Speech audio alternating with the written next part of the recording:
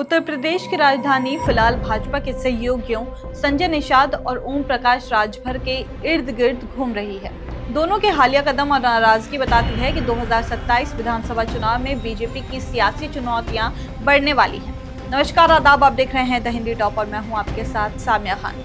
कभी बीजेपी के भरोसेमंद सहयोगी रहे संजय निषाद आज खुले मंच से बीजेपी पर हमला बोल रहे हैं।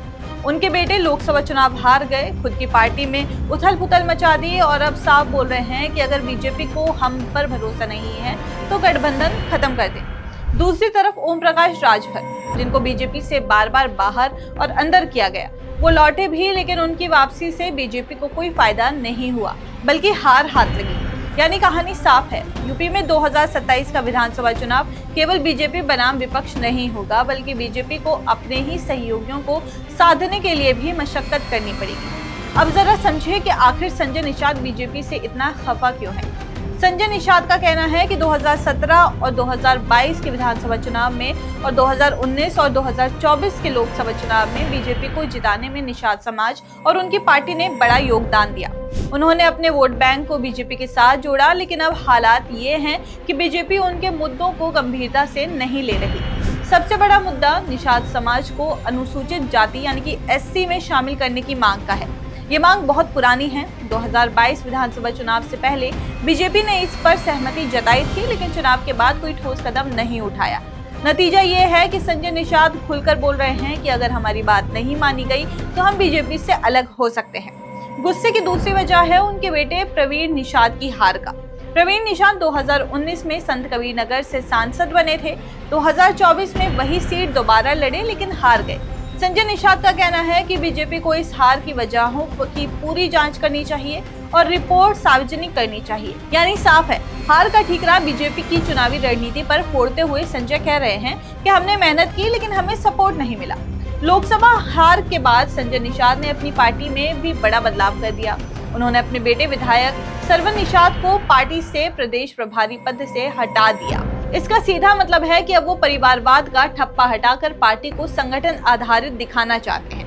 अब बात करते हैं ओम प्रकाश राजभर की। ये वही नेता हैं जिन्होंने 2017 में बीजेपी का साथ दिया था, फिर 2019 में अलग हो गए, 2022 में विपक्ष के साथ गए और फिर 2024 में एनडीए में वापसी कर ली। लेकिन नतीजा क्या हुआ?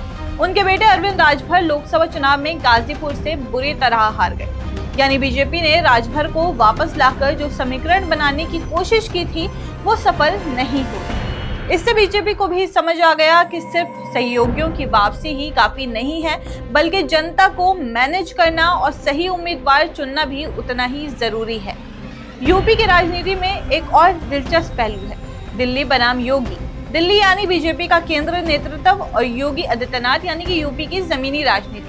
केंद्र नेतृत्व चाहता है कि छोटे छोटे सहयोगी दलों के साथ रखकर जातीय समीकरण साधे जाए, लेकिन योगी आदित्यनाथ का कहना है कि उनका खुद का चेहरा, कानूनी व्यवस्था की सख्ती और हिंदुत्व का एजेंडा ही चुनाव जीतने के लिए काफी है। यही वजह है कि संजय निषाद और राजभर जैसे नेता सीधे दिल्ली दरबार में जाकर नाराजगी जताते हैं। दिल्ली उन्हें आश्वासन देती है, लेकिन योगी आदित्यनाथ ज्यादा तवज्जो नहीं देते। इससे दोनों तरफ खींचतान बढ़ रही है। अगर बीजेपी और उसके सहयोगी दल एकजुट रहते हैं तो चुनाव में उनकी स्थिति मजबूत हो सकती है, लेकिन अगर नाराजगी गहराई और सहयोगी दल टूट गए तो बीजेपी के लिए मुश्किल खड़ी हो सकती है। संजय निषाद का वोट बैंक पूर्वांचल में असर डालता है, राजभर का वोट बैंक भी कई सीटों पर निर्णायक है। इनके बिना बीजेपी के लिए चुनाव आसान नहीं होगा। साथ ही समाजवादी पार्टी और कांग्रेस जैसे विपक्षी दल इस नाराजगी को भुनाने की पूरी कोशिश करेंगे। तो कुल मिलाकर यूपी की राजनीति में अभी बहुत कुछ खदबदा रहा है। बीजेपी के सहयोगी दल मान सम्मान और अपनी मांगों की पूर्ति चाहते हैं। संजय निषाद की नाराजगी और ओम प्रकाश राजभर की हार ये साफ संदेश देती है कि केवल मोदी लहर या योगी की लोकप्रियता पर बीजेपी ज्यादा भरोसा नहीं कर सकती। 2027 विधानसभा चुनाव से पहले बीजेपी को ये समझना होगा कि यूपी की सत्ता का रास्ता सिर्फ अपनी ताकत से नहीं बल्कि सहयोगियों को साथ लेकर चलना ही तय होगा। आपकी इस पे क्या राय है, हमें कमेंट्स करके जरूर बताइए और ऐसे ही और जानकारी के लिए आप हमारे चैनल द हिंदी टॉप को सब्सक्राइब कर लें। इसके अलावा आप हमें एक्स, फेसबुक और इंस्टाग्राम पर भी फॉलो कर सकते हैं।